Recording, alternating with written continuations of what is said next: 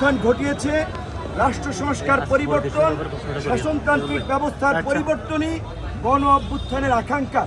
এই আকাঙ্ক্ষার বাস্তবায়নের জন্য একটি গণপ্রতিনিধিত্বশীল এবং ভারসাম্যপূর্ণ সংসদের জন্য আমরা মনে করি সকল দলের প্রতিনিধিদের সংসদে অংশগ্রহণ থাকা দরকার।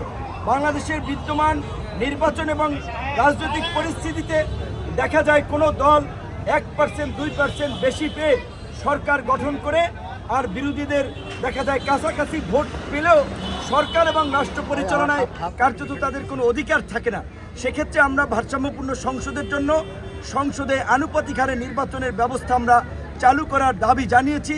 এই লক্ষ্যে প্রায় বেশিরভাগ রাজনৈতিক দলের সাথে আমরা আলাপ আলোচনাও করেছি এবং আমাদের দলের 2021 সাল থেকে যখন আমরা 21 দফা কর্মসূচি ঘোষণা করেছি, সেখানে এই দ্বিকক্ষ বিশিষ্ট সংসদ এবং সংখ্যানুপাতিক নির্বাচনের বিষয়টি আমরা বলেছি। ইতিমধ্যেই বেশ কয়েকটি রাজনৈতিক দল এটার পক্ষে, সরকারেরও এইটার পক্ষে আমরা মনোভাব পেয়েছি।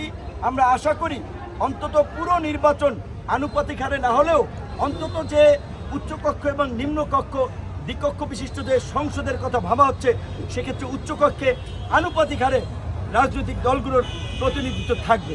এখানে একটি কথা বলে রাখা আপনাদের দরকার, অনেকেই বিভ্রান্তি কিংবা প্রোপাগান্ডা ছড়াচ্ছে যে পিআর বা আনুপাতিক হারে নির্বাচন হলে কয়েক মাস পর পর সরকার পরিবর্তন হবে, সরকারের স্থিতিশীলতা থাকবে না।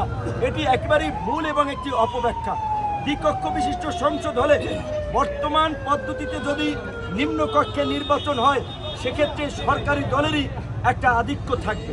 আর উচ্চ কক্ষে যেখানে 100 সিটের কথা আলোচনা হচ্ছে, সেইখানে কিন্তু আমরা পিআর চাচ্ছি।